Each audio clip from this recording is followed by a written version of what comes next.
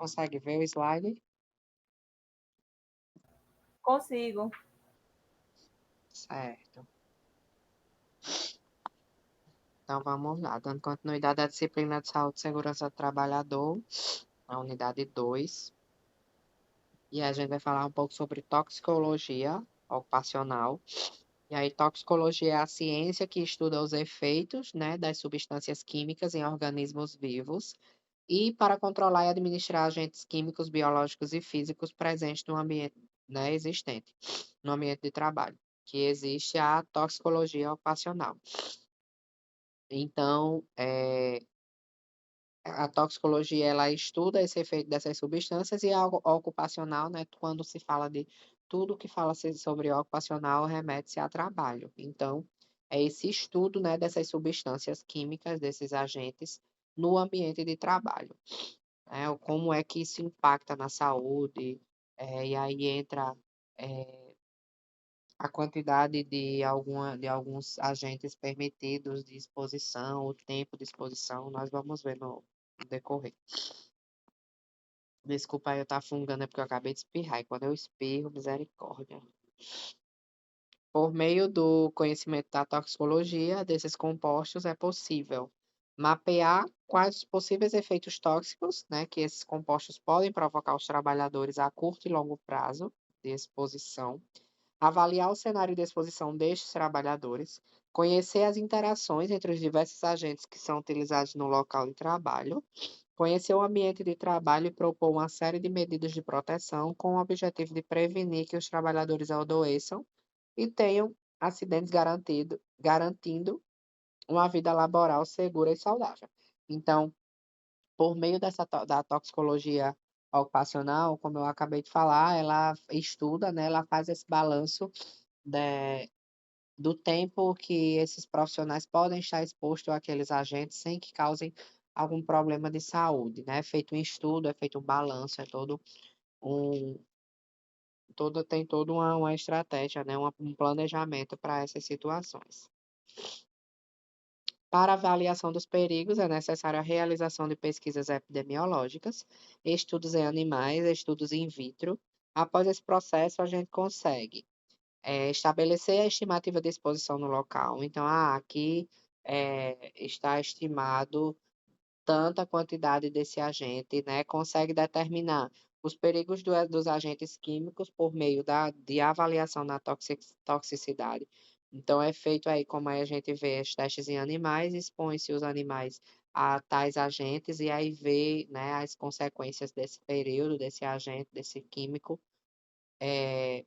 não só químico, né, mas os agentes físicos, biológicos, mas aqui a gente vai se tratar mesmo muito, vai se ver os químicos, né? Então, o tempo de exposição e o que é que causam nesses organismos. Monitorar os níveis ambientais, biológico e de substância que os trabalhadores estão expostos. Estabelecer os níveis de exposição humana aceitáveis. Então, até quanto tempo eu posso passar exposto àquele agente sem que me traga algum malefício, né? Definir a melhor matriz biológica, sangue e urina a exalado a ser analisada e métodos para análise de substâncias ou metabólitos. Então, tem alguns agentes que eles são eh, identificados através de urina, né, através do ar exalado, né, da respiração, ou até através do sangue, né, dependendo da absorção, de que forma esse agente ele é absorvido no organismo. Então, dependendo aí da matriz biológica para fazer esse estudo, a melhor matriz biológica é feita-se a análise. E determinar os biomarcadores de exposição e efeito. Então, determinar ali o quantitativo correto, né? Fazer um quantitativo, um levantamento de tempo, de limite de exposição.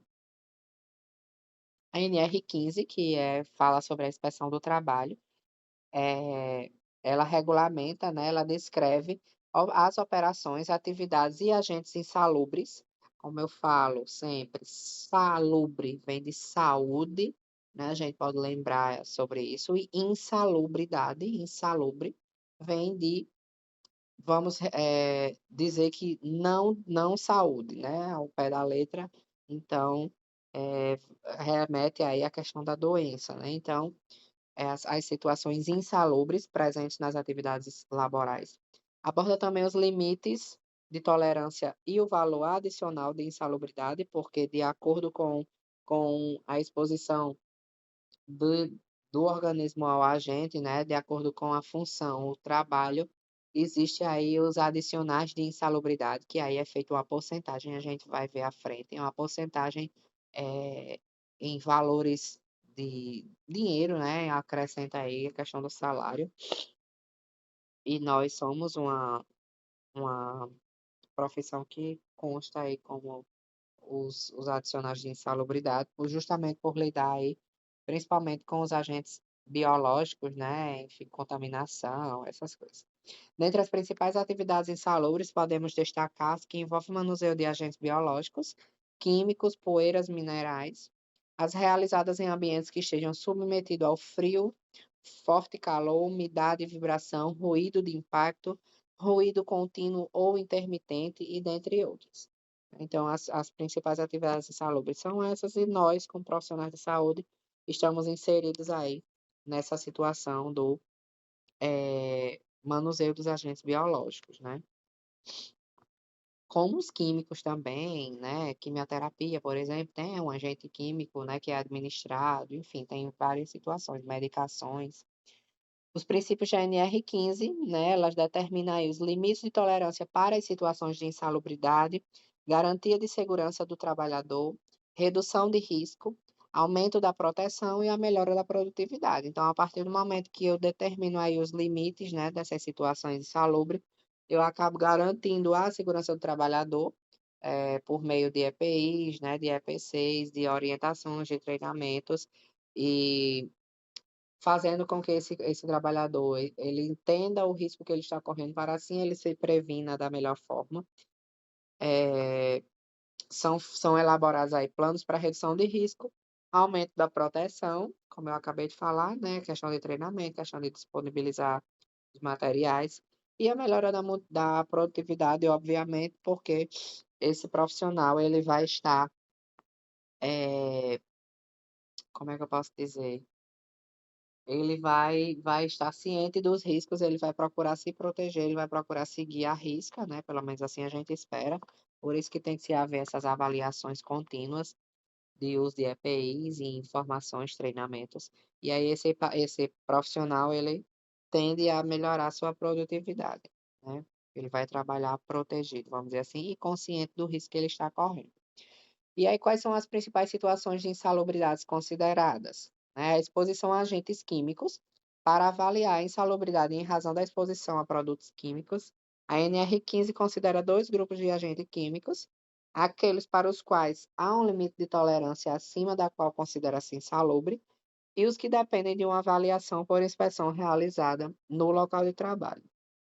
E aí tem uma tabela com os agentes químicos e com os limites de tolerância, né, respectivos. Eu coloquei aqui tabela, porque isso deve estar no material de vocês, se eu fosse colocar aqui, são diversos agentes químicos, né, então coloquei tabela, como eu sempre falo, aqui é o resumo, né, eu trago para vocês o resumo de aula, eu só trago para vocês alguns pontos mais importantes, então essa questão da tabela iria tomar muito tempo aqui, tá falando todos os agentes químicos, não sei o quê, então é uma coisa que vocês podem estudar com mais calma em casa. E aí, os agentes químicos que dependem de inspeção, para esse grupo não há tabela, né, mas a relação dos agentes químicos, mais há uma relação desses agentes químicos. E entre eles podem ressaltar o arsênico, carvão, chumbo, cromo, fósforo, hidrocarbonetos e outros compostos de carbono, mercúrio, silicato, substâncias cancerígenas e operações diversas com outras 15 substâncias relacionadas a normas. Então, como falado nesse daqui, né, existe 2 grupos de agentes, que são aqueles que há um limite de tolerância acima do que são considerados, e aí nesse existe uma tabela, né, para cada limite de tolerância, os agentes químicos com esse limite de tolerância, e o outro que depende da inspeção realizada no local de trabalho, que são basicamente esse grupo aqui, que ele não há uma tabela, mas Os principais são esses expostos aqui. Então, são esses dois tipos de, de grupos, né, para essas exposições de agentes químicos, são os mais considerados. A exposição a agentes biológicos. A NR15 considera a insalubridade de grau máximo e de grau médio com referência à exposição a agentes biológicos, que relaciona e destacam-se as principais. O grau máximo, né?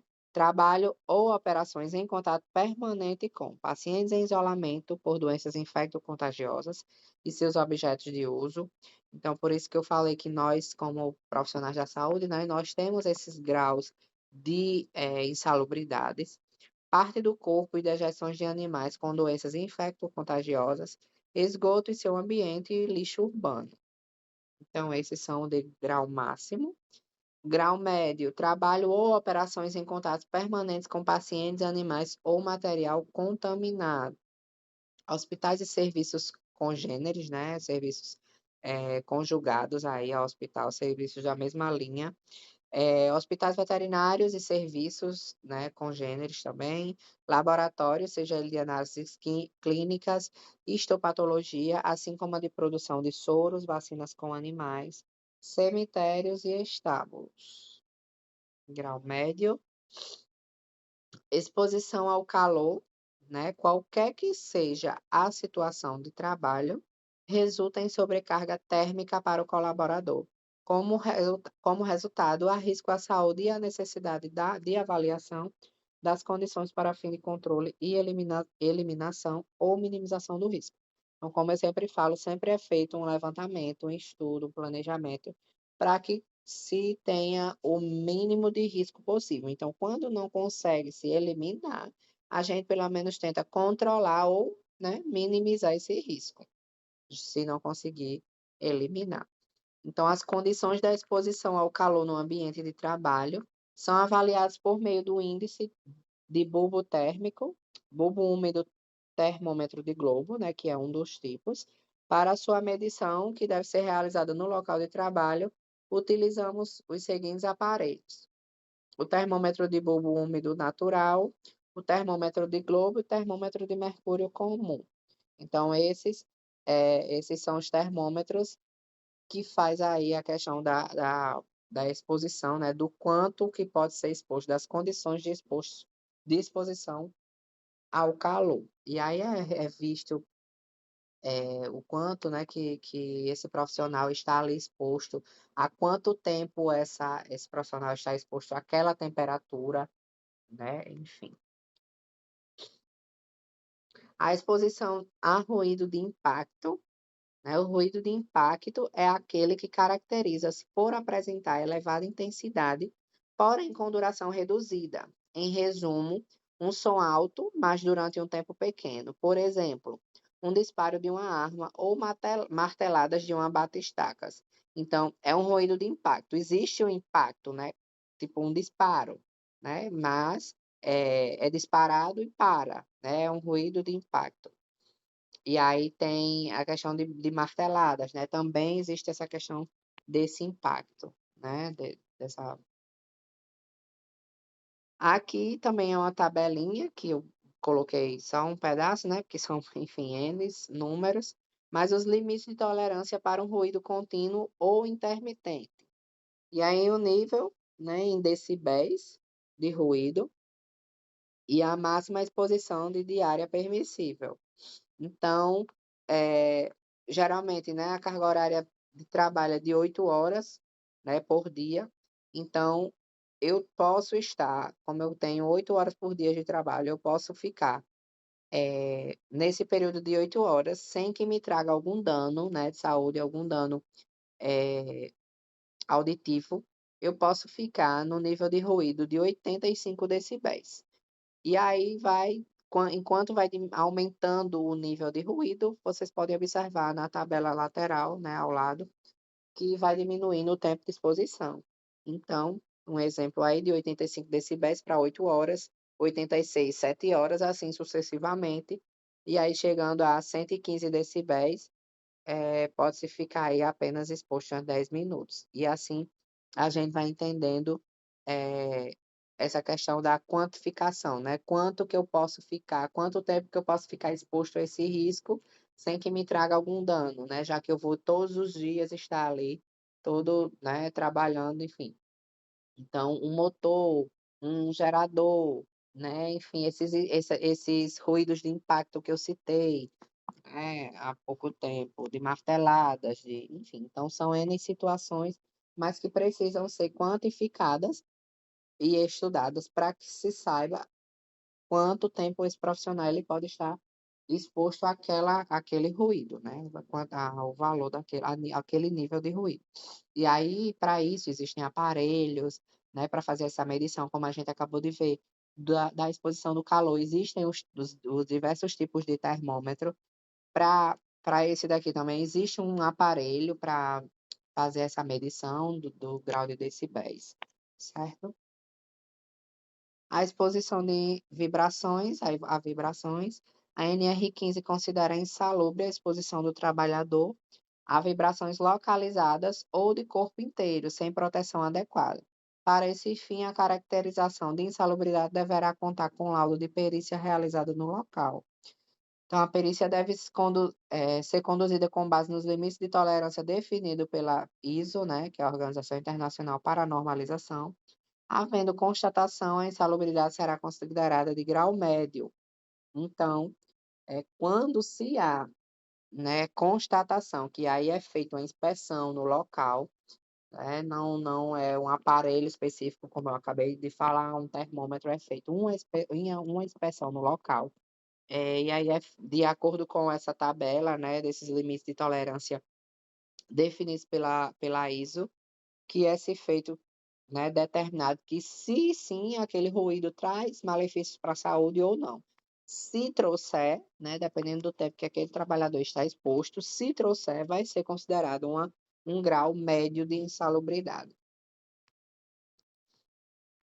Os gases, né, existem os gases altamente solúveis, como amônia e cloro, que são bem absorvidos pelo trato respiratório superior e rapidamente produzem efeitos nas membranas mucosas dos olhos, nariz e garganta. Gases menos solúveis, como fosgênio e dióxido de nitrogênio, são lentamente absorvidos pelo trato respiratório superior e podem atingir o trato respiratório inferior, onde a sua toxicidade será exercida. E aí, em caso de inalação desses gases, né, aparecem cefaleia, conjuntivite, rinite, e aí tudo que é ite, né? Laringite, justamente por agredir aí o trato respiratório, né? Então, é mais voltada para essas áreas.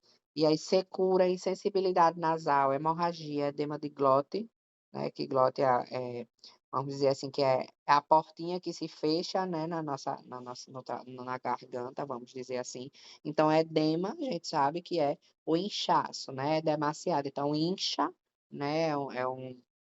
E acaba travando, né, tampando a respiração, dificultando a respiração. Então, ocasiona aí esse edema de glote, o edema laríngeo, né, como o próprio nome diz, né, edema da laringite aí, a laringe, desculpa. Pneumonia, pneumonite, bronquite, e pode ocorrer taquipneia, sibilos, tosse, infiltrado pulmonar e síndrome disfuncional reativa das vias aéreas. A exposição cutânea causa eritema e queimadura. Então, para vocês verem aí nessa questão dessa exposição, o que é que causa, o quão agressivo alguns gases, alguns químicos, alguns agentes podem ser, certo? E aí existem os gases asfixiantes, né, que são classificados também de acordo com seu mecanismo de ação tóxica. E aí tem os asfixiantes simples, que são gases inertes, né, gases parados, vamos dizer assim, gases simples, porém, quando em altas concentrações, em ambientes confinados, reduzem a disponibilidade do oxigênio. Desta forma, a substância ocupa o espaço do oxigênio na árvore brônquica. Então, exemplos são os gases nobres, o próprio dióxido de carbono, né, metano, butano e propano, que são os gases aí do petróleo, né, daquelas redes lá, daqueles, como é que posso dizer, dos poços, né, de petróleo. Então, são gases simples e você consegue em baixas concentrações lidar normalmente sem que interfira na sua saúde, óbvio que também dependendo da quantidade de exposição, mas que quando eles estão em alta concentrações em ambientes confinados, principalmente, eles produzem aí reduzem a disponibilidade do oxigênio.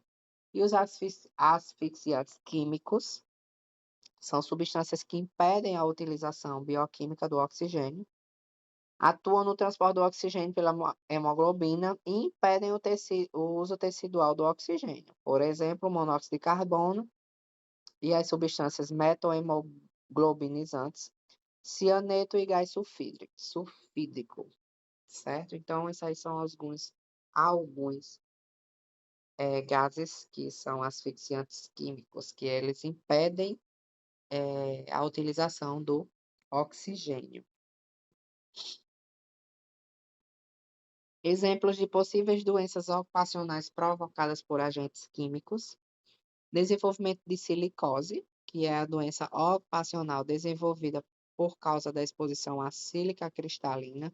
Então, assim, a partir essa disciplina vai ter muito nomezinho chato de gases, de poeiras, né, de minerais, de um monte de nomezinho chato. Então, vocês tentem associar aí alguns nomes com algumas doenças, estudem, façam aí os exercícios de fixação, né, que tem dá uma ideia aí de como serão as questões. Desenvolvimento da pneumoconiose, que é uma doença ocupacional desenvolvida devido à inalação de poeiras inorgânicas, associada ao trabalho em metalúrgicas, construtoras mecânicas ou minas. A asbestose, doença ocupacional desenvolvida devido à inalação de poeira de asbesto ou amianto. Isso tudo é poeira mineral, certo? De minérios, de minas, como a gente viu aí, né? Metalúrgicas. Beriliose, doença ocupacional desenvolvida devido à inalação da poeira do berílio. Antracnose, que é o famoso pulmão negro, né? É uma doença ocupacional desenvolvida devido à inalação da poeira do carvão, né? Então, é bem característico aí, né? Essa inalação dessa poeira, né? Os pulmões ficarem pretos, até porque a poeira do carvão ela é preta, né? Então ela acaba grudando e aí ela acaba é, ocasionando aí como se fosse uma crosta, né? Uma parede espessa em volta do pulmão, dos pulmões, e acaba dificultando, obviamente, a troca dos gases, né? A respiração, e assim né, acaba sendo uma doença crônica, porque você vai respirando todos os dias, né, para esses trabalhadores dessa área. Todos os dias você vai inalando essa poeira e aí ela vai se acumulando e com o tempo ela acaba interferindo aí na sua saúde. Então vocês foquem nessas doenças, foquem no que se, né, do que elas causam, como elas são absorvidas, alguns gases pela pele, pelo trato respiratório, o que é que causa. Essa disciplina é um pouco chatinha por causa nesse sentido, porque tem uns nomes aí meio doidos, certo? O benzeno, que desenvolve, né, a leucemia mieloblástica. O benzeno ele está aí ativíssimo na gasolina, né? Então, esses frentistas que a gente chega tão super de boa, sem nem sequer uma máscara, né? Então, muito provavelmente, dependendo do tempo de exposição desses frentistas, eles vão desenvolver aí algum câncer, alguma doença cancerígena aí futuramente, uma leucemia, por exemplo, né? Que é a mais característica. Formaldeído desenvolve o câncer nasofaríngeo e a inalação de alguns tipos de gases e vapores irritantes, como, por exemplo, dióxido de enxofre, cloro, amônia, fosgênios e outros, podem provocar algumas doenças tais como rinite, bronquite, alveolite, efizema, asma, de novo, alveolite, né, que foi repetido, e outras. Alguns gases podem provocar asfixia química, como gás cianídrico, monóxido de carbono, anilina e nitrobenzeno e outros. Então, vão ter lá algumas questões de, vamos supor, o gás que pode desenvolver, não é só assim, né? Mas o químico que pode desenvolver uma leucemia mieloblástica. E aí vai estar lá as opções, e aí você vai ter que associar qual gás, qual químico que tem relação com aquela doença, por exemplo. Certo? Então, fiquem bem atentos. As doenças de pele, que são provocadas pela exposição a agentes químicos, como, por exemplo, o arsênio, que provoca queratose, dermatites, que provoca as lesões provocadas por alcatrão de hulha, cromo, mercúrio, dermatites provocadas pela exposição de cimento, colas, couro e outros, desenvolvimento de clorácne devido à exposição dos fenóis clorados, bifenilas policloradas. Agora sim, eu não cobro todas, né? Óbvio, não cobro esses mais difíceis, vamos dizer assim, eu cobro os mais comuns. Por exemplo, a do pulmão negro, né? A da silicose, são assim as mais que a gente costuma ver mais comuns, certo? As doenças dessas poeiras minerais. Então, em algumas questões aí eu vou cobrar essas situações. Não são todas, eu tenho que decorar todos os químicos, todos, não, certo? Os que vocês veem batendo na tecla mesmo assim, se repetindo, frisando bem slides, são os que eu mais cobro. Desenvolvimento de desordens pigmentares, como hiperpigmentação, né, o escurecimento de pele, ou alteração da cor da pele devido à exposição a metais pesados, como mercúrio, arsênio ou a compostos nitrogenados, como ácido nítrico, trinitrotuleno e outros. Queimaduras químicas provocadas por compostos químicos corrosivos, tais como ácido clorídrico, ácido fluorídrico, queimaduras provocadas por agentes oxidantes, como peróxido de hidrogênio. Exposição aguda aos solventes, como depressão do sistema nervoso central, né?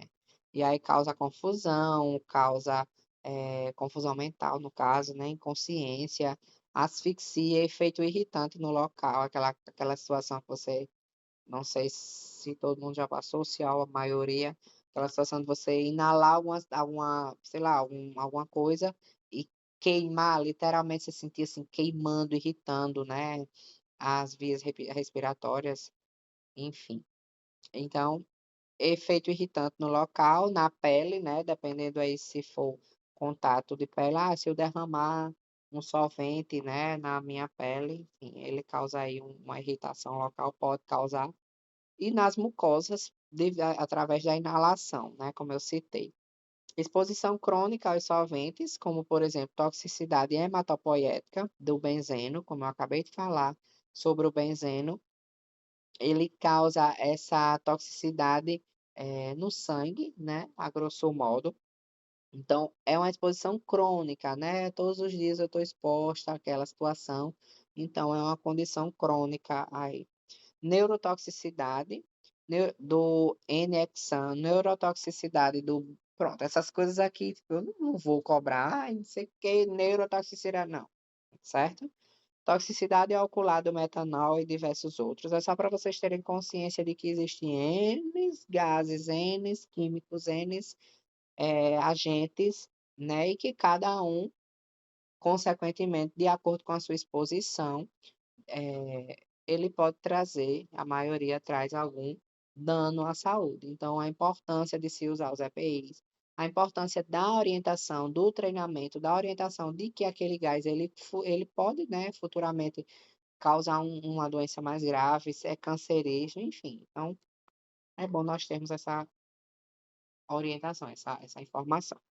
Efeitos tóxicos da exposição aos metais pesados, como provoca dermatite de contato e queimaduras, também pode causar câncer pulmonar, ulceração e perfuração do septo nasal, problemas hepáticos, renais, dentre outros.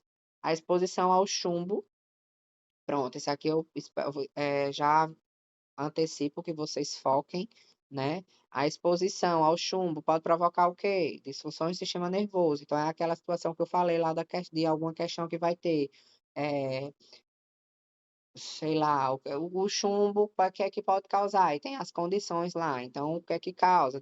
Pode provocar disfunções do sistema nervoso central, anemia, insuficiência renal, né? Distúrbios neurológicos, entre outros. Exposição do cádmio pode provocar pneumonite e edema pulmonar agudamente e efeitos crônicos.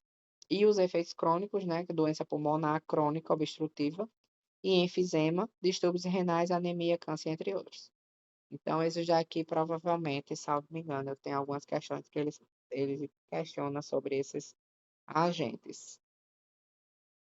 E aí, o adicional de insalubridade, como eu havia falado lá no início, né, é um benefício determinado pela CLT e é pago ao trabalhador, né, nos casos de atividade que representam risco à nossa saúde. O valor, contudo, é determinado de acordo com o nível do perigo. E aí, quais são as atividades insalubres, né? Aqui são algumas, claro, né? Mas há aquelas que estão lá expostas a ruídos contínuos ou intermitentes, ruídos de impacto, exposição ao calor ou frio, radiações ionizantes, agentes químicos, poeiras minerais, trabalho sobre condições hiperbáricas, que são trabalhos sobre ar comprimido, radiações não ionizantes, vibrações, umidades, agentes químicos, benzeno e agentes biológicos. Certo? Então, aí são algumas atividades insalubres. E aí, sobre a quantificação do percentual de adicional de salubridade, né? Quanto eu vou ganhar de acordo com a minha exposição. Então, resumidamente, os percentuais pagos são os seguintes: 10%, né, do meu salário para o grau mínimo, 20% para o grau médio e 40% para a insalubridade de grau máximo. Então, por isso que lá no início eu falei algumas aí de grau médio e de grau máximo, certo? Para a gente ter noção de quantos por cento acima eu ganho aí de percentual de insalubridade, né? Dependendo das condições.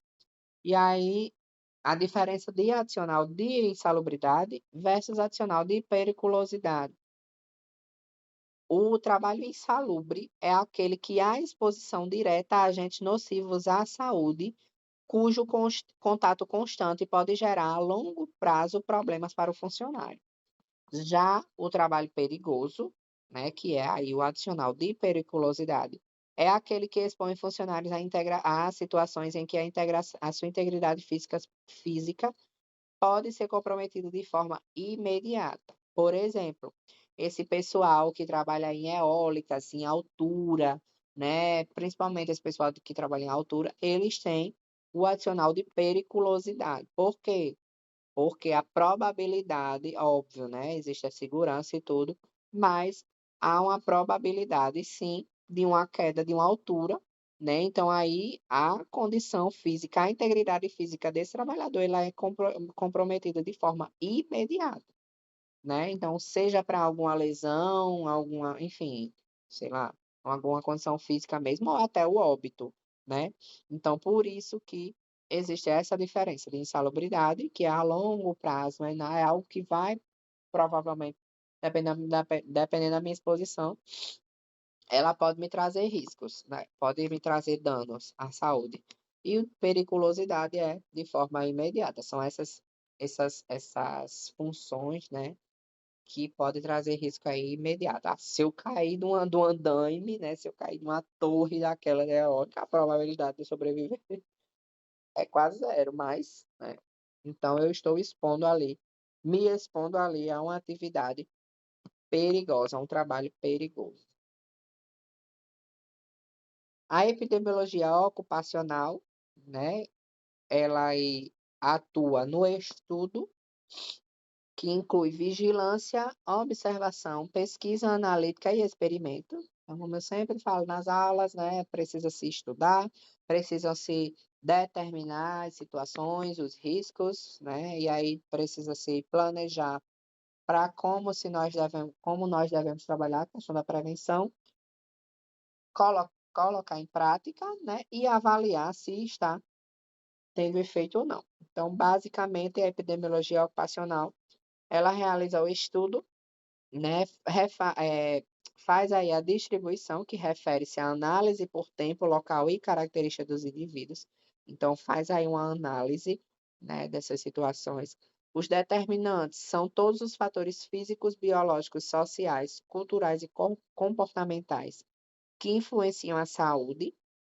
Então, é um determinante para um risco, né, para uma situação, para se ter aí um estudo, né, e colocar-se em prática algum plano, né, de prevenção desse risco. Prevenção é empregar as medidas de profilaxia, claro, né, por exemplo, a aplicação de vacinas, a fim de impedir que os indivíduos adoeçam. Controle, baixar a morbidade a níveis mínimos, por exemplo, o declínio da poliomielite no Brasil, que já, né, já estava querendo voltar, porque a recusa ou a irresponsabilidade mesmo dos pais ou irresponsáveis pelas crianças, né, estavam aí se negando ou porque simplesmente não queriam ir mesmo, não deram importância. Então, aí é um dos exemplos, né? E erradicação, como por exemplo, né, consiste em reduzir a morbidade a zero, como por exemplo a varíola, que está erradicada desde 1976. Então, por isso que é importante essa questão da epidemiologia, principalmente voltada também, como na nossa área, né, ao setor ocupacional, à saúde ocupacional, justamente para fazer esses estudos, esses levantamentos e principalmente colocar em prática e orientar, treinar, avaliar os resultados e, caso não estejam sendo satisfatórios, fazer a mudança, né, de planos e novos estudos. Ainda, a epidemiologia ocupacional é de extrema importância para a segurança do trabalho, como acabei de falar. É uma ciência que se destina a estudos das distribuições e dos determinantes das doenças que afetam a determinada população, sugerindo medidas específicas de prevenção, de controle ou erradicação dessas doenças, certo? E aí também voltada ao trabalho, né? E aí, o que é uma intoxicação? É o contato com a substância que produz toxicidade, como a gente viu lá alguns slides antes. Os sintomas variam, mas certas síndromes comuns podem surgir tipos particulares de intoxicação. O diagnóstico inicialmente é clínico, mas para algumas intoxicações, exames de urina ou exames de sangue podem auxiliar. Então, por isso que lá nos primeiros slides eu falei, né, dependendo da situação, alguns agentes que são eliminados através da urina, alguns agentes ficam absorvidos pelo sangue, e aí a gente só vai saber se fizer uma coleta de sangue, a outros já é eliminado pela urina, a gente consegue identificar fazendo uma análise de urina, então por isso que precisa-se aí conhecer o agente, conhecer de que forma ele age, né? De que forma ele é absorvido, de que forma ele é excretado. Então, por isso que estou passando todas essas informações para vocês saberem que existem N gases, N agentes químicos, N agentes físicos e biológicos que são absorvidos de formas né, distintas, que são eliminados também de formas distintas e que existe aí N doenças que podem ser causadas por estes. Então, na maioria das intoxicações, o tratamento é de suporte. Antídotos específicos são necessários para alguns. A prevenção engloba rotular nitidamente os frascos que contêm os fármacos e não deixar os tóxicos ao alcance das crianças. Então, precisa ir justamente aqueles que tem a caveira, né, identificando a morte, que não sei de quem. Então, aquilo é típico, né, de realmente identificar que ali é um agente químico, né, um agente perigoso, é um agente tóxico que pode levar ao óbito, né, à morte. E aí, o que é risco? Né? Risco é a probabilidade de um evento acontecer, seja ele uma ameaça, quando negativo, ou uma oportunidade, quando positivo. É o resultado obtido pela efetividade do perigo. E aí vocês vão entender o porquê que eu coloquei essa diferenciação. Então, risco eu posso correr um risco, né? Se for negativo, ele é uma ameaça, então é um risco ruim, ou eu posso correr um risco que me traga um resultado bom, um resultado positivo. Então, o risco é aquela situação, né, da probabilidade de um evento acontecer. Então, eu vou me arriscar, eu vou sair desse emprego porque eu recebi uma proposta melhor e a outra empresa, não sei de quê. Só que é aquela coisa, trocar o certo pelo duvidoso, mas é um risco, eu estou me arriscando, e aí, nessa situação, ele tanto é uma ameaça, no sentido de que eu, né, não sei se vai dar certo, mas também ele pode ser positivo, porque é uma oportunidade de eu ganhar mais, de eu crescer na minha carreira, de eu me desenvolver. Então, o risco ele tem essa diferenciação, e ele é a probabilidade de um evento acontecer. E aí, o exemplo prático e fácil para entendermos a diferença entre perigo e risco, por exemplo, né, um exemplo bem básico, é dirigir, né? Então, a minha ação é dirigir por um trajeto, certo? Eu vou dirigir, né, vou para algum canto. O resultado esperado é que eu chegue a esse destino com segurança, né? Saio de casa, vou para algum canto, minha ação é dirigir e, o resultado esperado é eu chegar no local com segurança, tudo ok, tudo bem. Qual é o risco? O risco é um acidente de trânsito, né, então o risco a gente corre toda hora. Risco a gente corre, sei lá, de cair numa escada, risco a gente corre de tropeçar né, alguma enfim, todo momento a gente está correndo risco. Mas nessa situação aí, o risco é de um acidente de trânsito, claro, né, eu saio, dirijo, meu objetivo é chegar em segurança, mas a todo momento eu estou correndo o risco de um acidente de trânsito, claro, eu estou exposta ali, né. E aí qual o perigo? E aí entra a diferença de risco e perigo. O perigo é não saber dirigir, né, uma ação que eu posso controlar, vamos dizer assim, né, que acaba sendo de irresponsabilidade. Então o perigo é não saber dirigir. Como é que eu vou saber não sei dirigir e vou pegar um carro, né, para dirigir? Então, aí eu estou me colocando em perigo. Dirigir em alta velocidade, então eu também tenho essa responsabilidade. Se eu sei, né, que é errado, mas eu estou me expondo a esse perigo. Não respeitar as leis de trânsito, não fazer a manutenção preventiva do imóvel, desculpa, do automóvel, e entre outros. Então, só para vocês entenderem a diferença de risco e perigo, certo? Aqui também nós vamos falar sobre a CAT, né? Essa aula ela é bem mista, ela fala de tudo, de algumas coisas um pouco, né? A gente começou com toxicologia, né? Já entramos para epidemiologia, agora já vamos falar sobre comunicação de acidente de trabalho, mas é porque realmente estava dentro da ementa, certo? Precisamos fazer aí um cronograma, mas não é nada que uma coisa atrapalhe a outra, não. Até porque uma coisa é, como é que eu posso dizer, incrementa, né? Associa-se à outra, certo? A CAT, ela é um documento de caráter informativo, cujo objetivo é comunicar ao INSS a ocorrência de algum acidente de trabalho.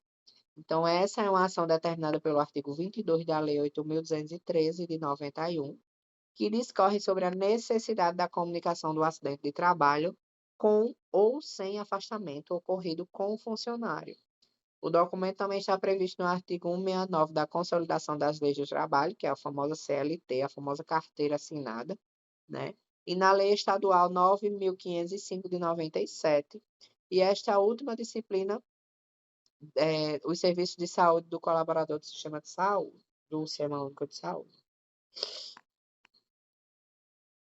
Então, expedir a CAT é importante para controles estatísticos dos órgãos federais, além de garantir a assistência do funcionário pelo INSS ou mesmo a sua aposentadoria por invalidez, se for o caso. Após a comprovação do acidente de trabalho ou doença profissional, o trabalhador terá o direito ao auxílio-doença acidentário. E aí, quem pode emitir essa CAT, né? A empresa é o órgão que tem a obrigação de emitir o documento, no caso de acidente de trabalho ou doença. Caso ele se recuse ela, não a empresa, se recuse a fazê-lo, o funcionário pode solicitar ao médico, né, que o assistiu, a qualquer autoridade pública ou ao sindicato da sua categoria. Além disso, mesmo ele mesmo ele próprio tem poder além disso, esse mesmo aí tá nada a ver. Além disso, ele próprio tem o poder para isso. De toda forma, o documento deve ser emitido em 4 vias, que são destinadas às seguintes maneiras: uma via para o INSS, outra para a empresa, uma para o segurado ou o dependente dele, né, em caso de óbito, e uma para o sindicato. Quando ela deve ser feita? O prazo para expedir a CAT é de 1 dia útil após a ocorrência do acidente. Caso contrário, a empresa estará sujeita a multas. A data do acidente pode ser reconhecida de 2 formas. No caso, o dia em que ele de fato ocorreu hoje, então o dia do acidente é hoje, né, a data. Ou em casos de doença do trabalho, o dia que o funcionário foi diagnosticado. Até porque, como a gente viu, tem doenças crônicas, que, por exemplo, eu entro hoje boa, né, saudável, e aí, após tantos anos, quando eu vou fazer um exame, quando eu vou fazer alguma, enfim, alguma avaliação, acaba-se aí identificando, né, alguma doença que está intimamente ligada com a função que eu exercia, né? Justo por isso que a gente precisa ter o conhecimento do que de onde nós estamos inseridos, quais os riscos que nós estamos expostos. Ah, se eu estou exposto ao, vamos supor, ao benzeno, né? Se eu sou uma frentista, estou exposto a um benzeno, eu preciso conhecer o que aquele gás causa, como é que eu posso me prevenir para isso, né? Para que amenizar esses riscos, enfim. Então eu preciso saber que se eu começar a sentir alguma coisa, né, associada, eu preciso saber quais os riscos de quais doenças eu corro o risco de desenvolver e sempre estar atenta, sempre estar fazendo avaliações, exames, enfim, né. Então, no caso de doença do trabalho, o dia que foi diagnosticado, eu entrei, sei lá, mesmo que eu tenha essa doença tenha se iniciado ano passado, mas eu só fiz o exame esse ano e só foi diagnosticado hoje. Então a data vai ser de hoje, diferente do acidente que a gente tem, né, ali o dia exato que aconteceu. A doença ela é marcada a data da CAT, no caso, quando se é feito aí o diagnóstico dessa doença. E assim que emitido, o documento deverá ser cadastrado no site da Previdência Social para garantir a sua validade. Vale lembrar que, independentemente do acidente afastar ou não o colaborador do trabalho, a CAT deverá ser emitida, né? Então, aconteceu alguma coisa, sei lá, um pérfuro cortante, né?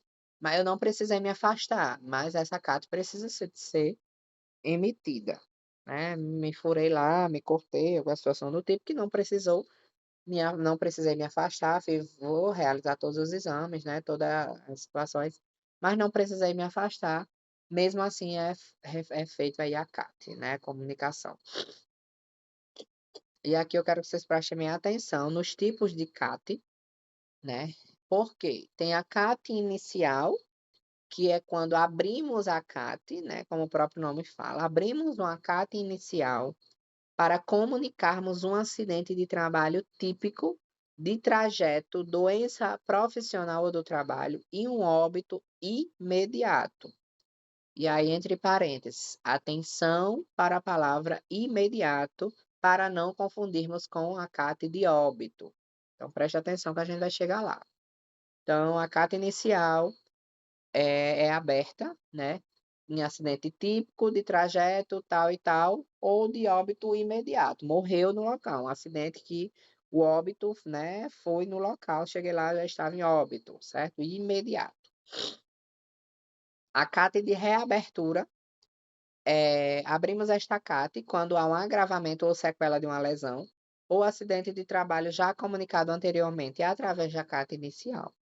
Aqui deverão constar as mesmas informações da CAT inicial, exceto quanto ao tempo de afastamento, último dia trabalhado, afastamento médico e data de admissão, que serão relativos à data da reabertura.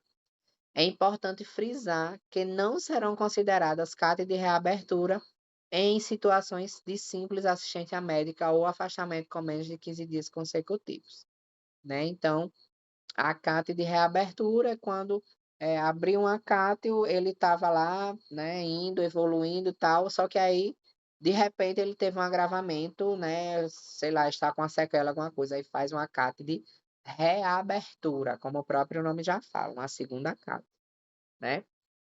E aí a CAT de comunicação de óbito, que aí, para a gente não confundir com a CAT inicial, que tem lá entre o parêntese, né, quando se fala de óbito, a carta de comunicação de óbito é quando o falecimento decorrente do acidente ou doença profissional ou do trabalho, devido ao agravamento comunicado na carta anterior.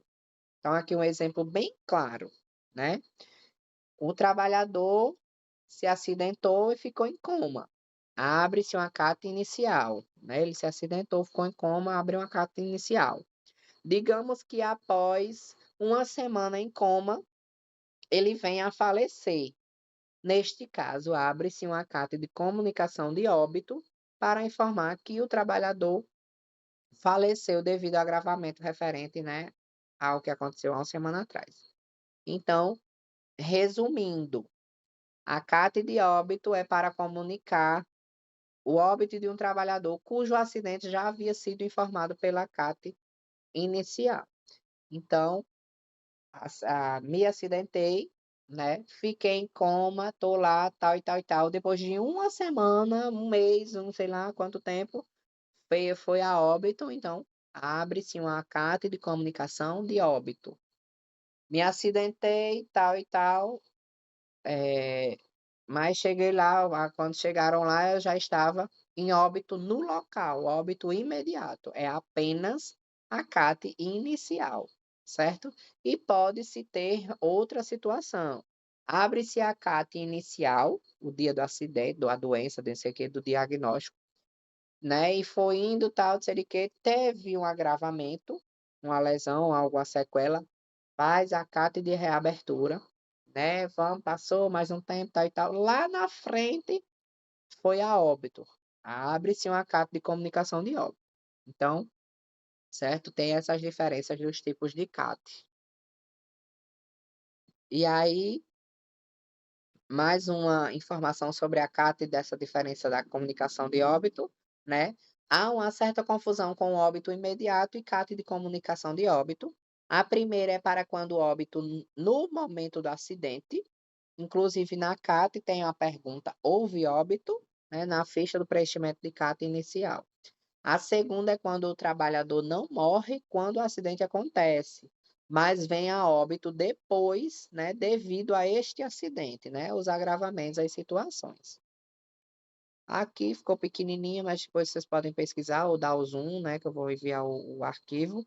É o exemplo de uma CAT, né, de uma comunicação de acidente do trabalho, certo? Tem os questionamentos, né, e tal. E o meu, obrigada. Deixa eu abrir.